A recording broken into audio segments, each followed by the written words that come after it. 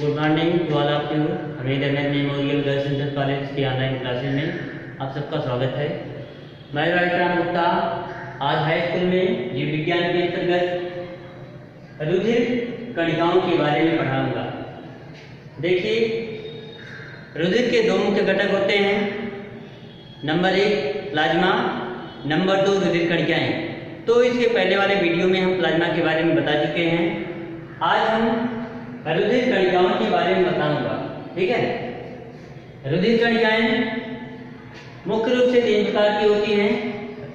मनुष्य के रुधिर में पाई जाने वाली रुधिर कणिकाएं 3 प्रकार की होती हैं। लाल रुधिर कणिकाएं, श्वेत रुधिर कणिकाएं तथा तीसरा है रुधिर प्लेटलेट्स। ठीक, तो लाल रुधिर कणिकाएं, इनको हम रेड ब्लड कार्टिकल्स भी कहते हैं या शॉर्ट में इसको हम आरबीसी कहते हैं। लिख लीजिए, रेड ब्लड कार्टिकल्स या इसको हम शॉर्ट में आरबीसी कहते हैं। इसका एक दूसरा नाम है एरिथ्रोसाइट्स।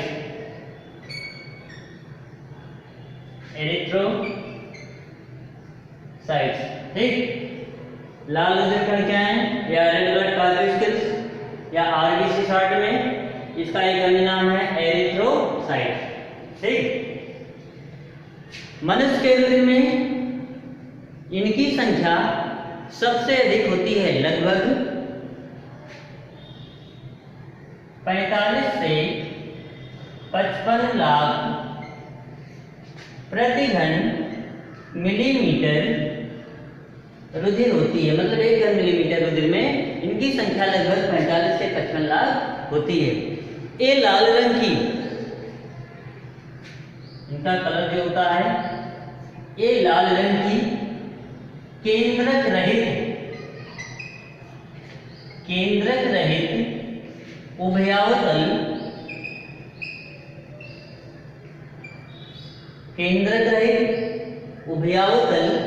कणिकाएं होती हैं।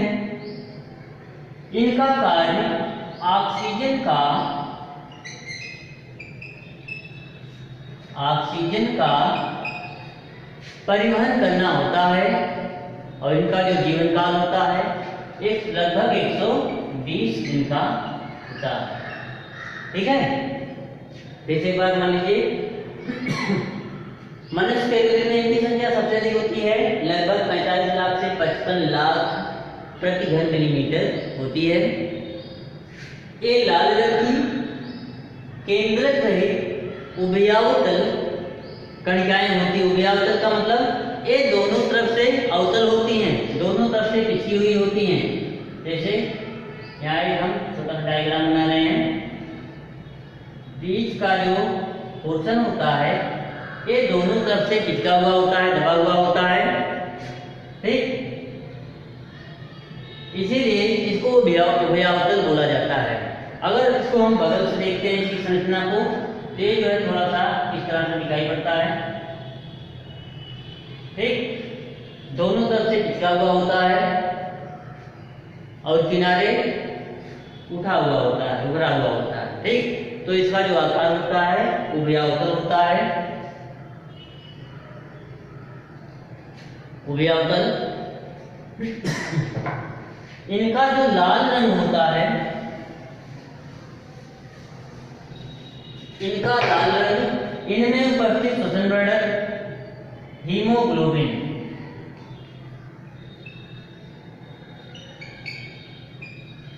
इनका लाल रंग, इनमें उपस्थित हीमोग्लोबिन नामक श्वसन वर्धक के कारण होता है। ये ऑक्सीजन के परिवहन का कार्य करती हैं। इनका जीवन काल 120 दिन का, लगभग 120 दिन का होता है। मतलब 120 दिन तक ये जीवित रहती हैं, उसके बाद मृत्यु हो जाती हैं। नई कणिकाओं का निर्माण होता रहता है। ठीक है, ये रहा लाल रुधिर कणिकाएं। अब हम चलते हैं दूसरे प्रकार की कणिका, जिसको हम श्वेत रुधिर कणिकाएं कहते हैं।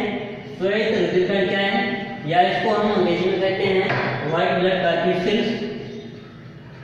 White blood कार्टिकल्स।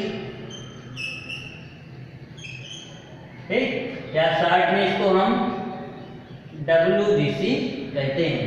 इसका एक अन्य नाम और है ल्यूकोसाइट्स। ठीक है, व्हाइट ब्लड कार्डियोसाइट्स या डब्ल्यूबीसी या ल्यूकोसाइट्स। ठीक है, श्वेत रुधिर कणिकाएं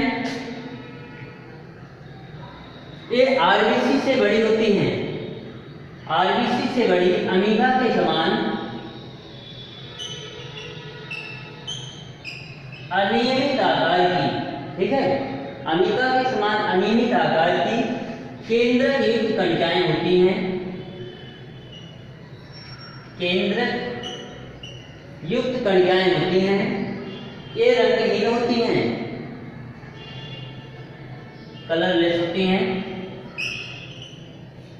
ये रंगहीन होती हैं। इनकी संख्या मनुष्य के रुधिर में लगभग 5000 से 9500 प्रति घन मिलीमीटर रुधिर, 5000 से 9500 प्रति घन मिलीमीटर रुधिर होती है।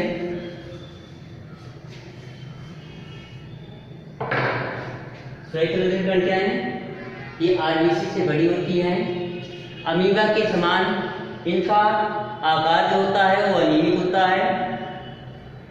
ये केंद्रक युक्त होती हैं, रंगहीन होती हैं। इनकी संख्या 5000 से 9500 प्रति घन मिलीमीटर रुधिर होती है। इनका जीवन काल 1 से 2 दिन का होता है, केवल 1 से 2 दिन का होता है। ये कई प्रकार की होती हैं। श्वेत रुधिर कणिकाएं मुख्य रूप से ये 3 प्रकार की होती हैं। कितने प्रकार की? 3 प्रकार की होती हैं श्वेत रुधिर कणिकाएं।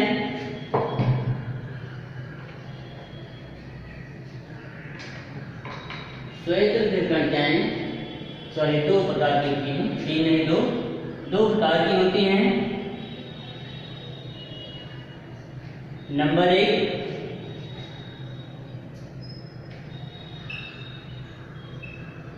कणिकामय श्वेत रुधिर, कणिकामय श्वेत रुधिर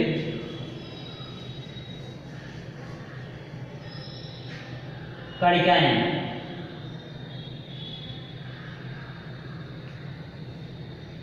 कणिकामय श्वेत रुधिर कणिकाएं, इसको हम अंग्रेजी में कहते हैं ग्रैन्युलोसाइट्स, CYTS ग्रैन्युलोसाइट्स। और दूसरा है कणिका विहीन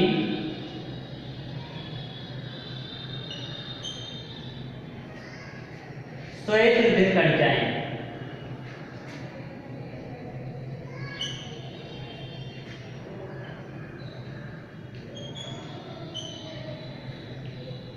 इसको हम अंग्रेजी में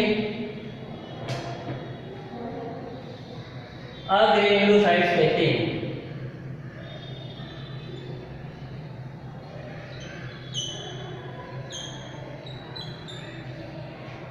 अग्रेन्युलोसाइट्स। अब हम देखते हैं पहला श्वेत रुधिर कणिकाओं का जो पहला प्रकार है कणिकामय श्वेत रुधिर कणिकाएं। जैसे कि नाम से स्पष्ट हो रहा है कणिकामय मतलब इनके कोशिका द्रव्य में कणिकाएं पाई जाती हैं। क्या पाई जाती हैं? कणिकाएं पाई जाती हैं, ग्रेन्यूल्स पाए जाते हैं। तथा जो केंद्रक होता है ये पिंडों में बटा हुआ होता है,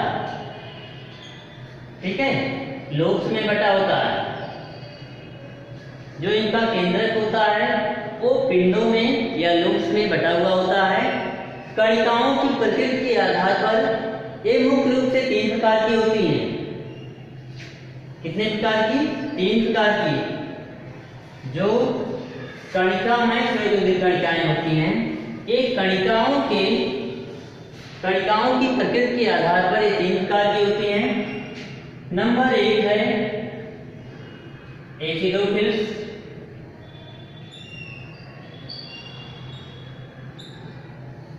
एक्टोफिल्स या इसको हम इओसिनोफिल्स कहते हैं। इओसिनोफिल्स।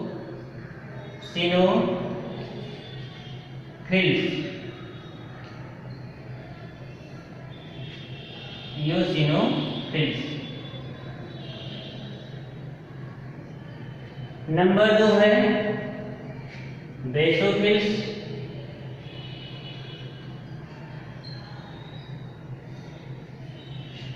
Number 3 neutrophils.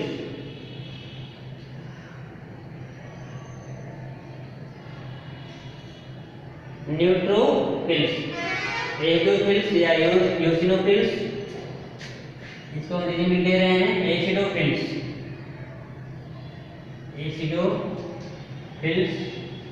या इओसिनोफिल्स। नीचे लिख दे रहे हैं इओसिनोफिल्स।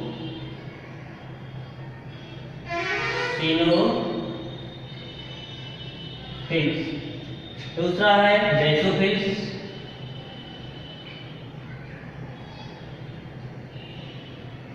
और तीसरा है न्यूट्रोफिल्स।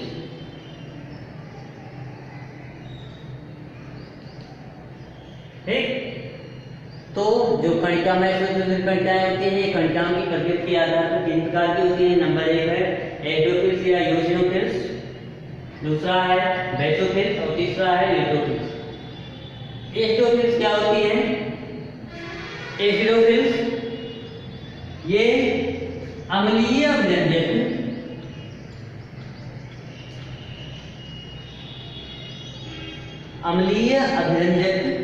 जैसे इओसिन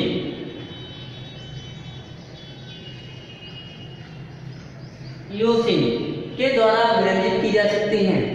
अम्लीय अभिरंजक जैसे इओसिन के द्वारा ये अभिरंजित की जा सकती हैं। इनका केंद्रक जो होता है ये 2 पिंडों में बटा हुआ होता है।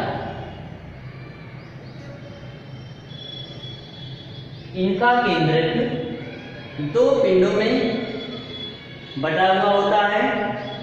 एक शरीर को प्रतिरक्षा प्रदान करती हैं। क्या करती हैं?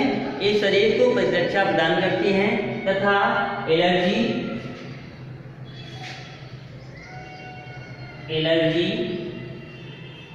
व अतिसंवेदनशीलता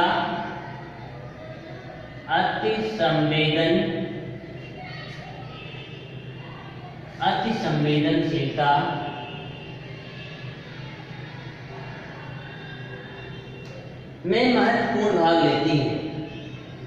मतलब जो एसिडोफिल्स होते हैं ये अम्लीय अभिरंजक जैसे इओसिन के द्वारा ये अभिरंजित की जा सकती हैं। इनका केंद्रक 2 पिंडों में बटा हुआ होता है। इस शरीर को प्रतिरक्षा प्रदान करती हैं तथा एलर्जी और अतिसंवेदनशीलता में महत्वपूर्ण कार्य करती हैं। अब हम दूसरा देखते हैं। दूसरा प्रकार क्या है कणिका में कणिकाओं का? दूसरा है बेसोफिल्स। क्या है? बेसोफिल्स।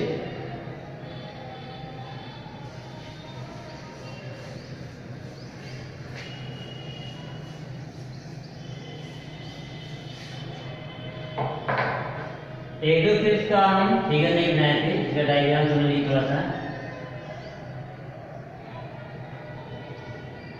ठीक, ये जो है एसिडोफिल्स है।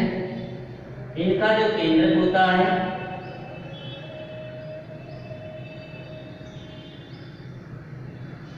ये 2 पिंडों में बटा हुआ होता है। ये है केंद्रक और एक है कोशिका द्रव्य।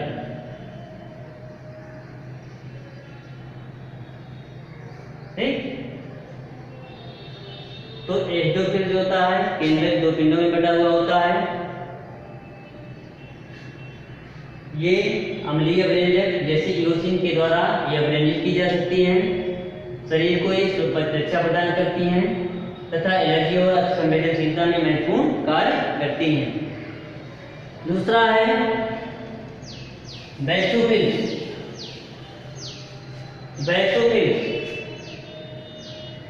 बेसोफिल्स क्या होती हैं? कौन सी कणिकाएं होती हैं? एक क्षारीय व्यंजन जैसे मेथिलीन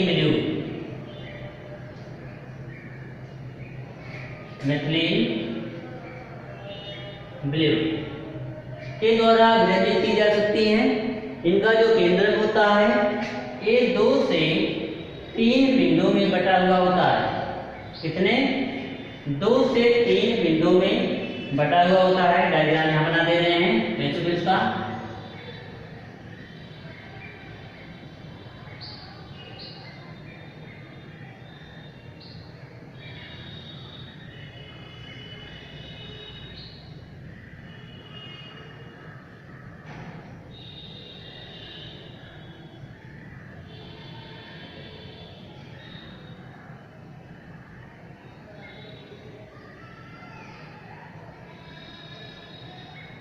ये रहा केंद्रक और ये है कोशिका द्रव्य।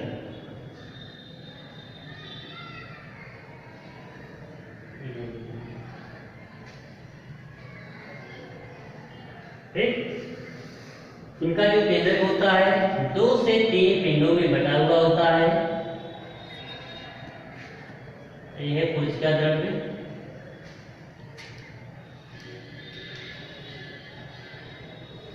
ठीक है, बेसोफिल्स ये क्षारीय व्यंजक जैसे मेथिलीन ब्लू के द्वारा विभाजित की जा सकती हैं।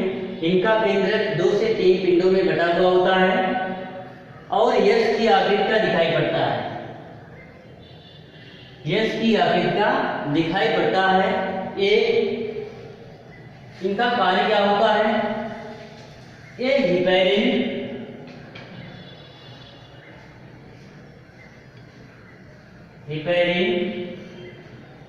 हिस्टामाइन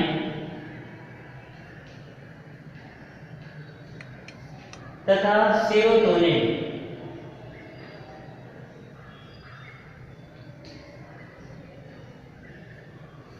नामक पदार्थों का श्रावण करती है। ठीक है, ये हिपैरिन, हिस्टामाइन तथा सेरोटोनिन नामक पदार्थों का श्रावण करती हैं। अब हम तीसरा देखते हैं। तीसरा क्या है? तीसरा है न्यूट्रोफिल्स।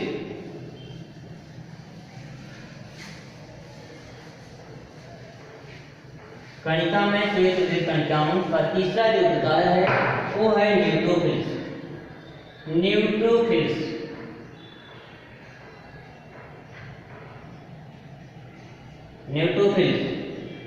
देखिए, श्वेत रुधिर कणिकाओं में इनकी संख्या सबसे अधिक होती है। ये लगभग 60 से 70% तक होती हैं। श्वेत रुधिर कणिकाओं में इनकी संख्या सबसे अधिक लगभग 60 से 70% होती हैं। इनका जो केंद्रक होता है वो 3 से 5 पिंडों में 3 से 5 लोब्स 3 से 5 पिंडों में बटा हुआ होता है। इसका डायग्राम यहाँ बना दे रहे हैं।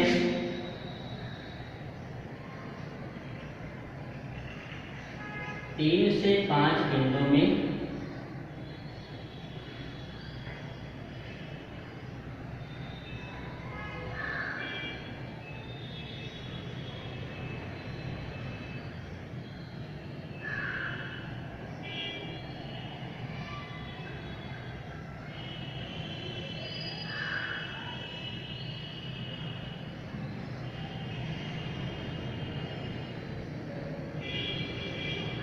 इनका जो केंद्रक होता है वो 3 से 5 पिंडों में बटा हुआ होता है।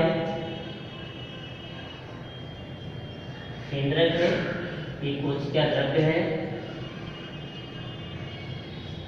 कोशिका द्रव्य, ठीक है। तो जो न्यूट्रोफिल्स होती हैं ये इनकी संख्या श्वेत रुधिर कणिकाओं में सबसे अधिक होती है। इनका जो केंद्रक होता है वो 3 से 5 पिंडों में बटा हुआ होता है। ये भक्षकाण क्रिया में सबसे अधिक सक्रिय होती हैं। इसमें भक्षकाण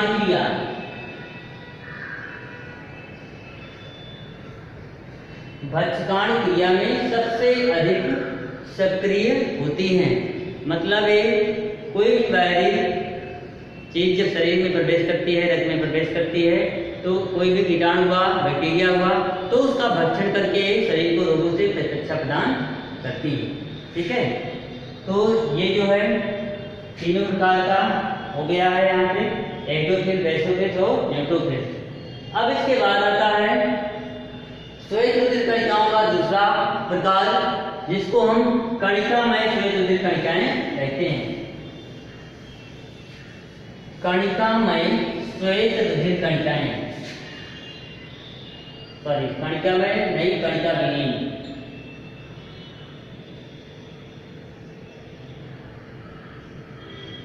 कणिकाविहीन श्वेत रुधिर कणिकाएं। देखिए, कणिकाविहीन श्वेत रुधिर कणिकाएं, इसको हम अगले वीडियो में बताते हैं। आप लोग अभी तक जो हमने बताया कणिकामय श्वेत रुधिर कणिकाओं के बारे में और लाल रुधिर कणिकाओं के बारे में, उसको आप लोग समझ लिए होंगे। अगर कहीं पर कोई डाउट होगा या ना समझ में आया होगा तो उसको कमेंट बॉक्स में जरूर बताइएगा। आप लोग आज का गृह कार्य लिख लीजिए। गृह कार्य में सबसे पहला प्रश्न,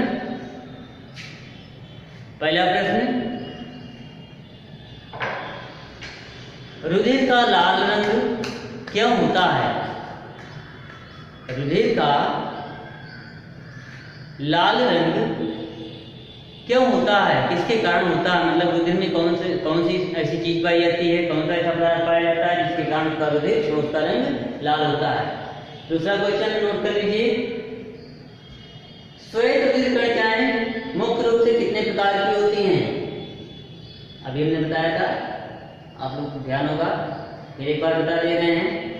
श्वेत रुधिर कणिकाएं दो प्रकार की होती हैं, कणिकामय और कणिकाविहीन। ठीक, एक तीसरा क्वेश्चन नोट कर लीजिए। तीसरा क्वेश्चन,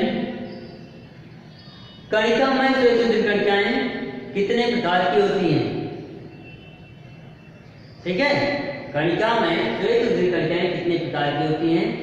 तो कणिकाओं की प्रकृति के आधार पर 3 प्रकार की होती है। नंबर 1 एक्टोफिल्स, नंबर 2 बेसोफिल्स और नंबर 3 न्यूट्रोफिल्स। ठीक है, आज के वीडियो में बस इतना ही। धन्यवाद।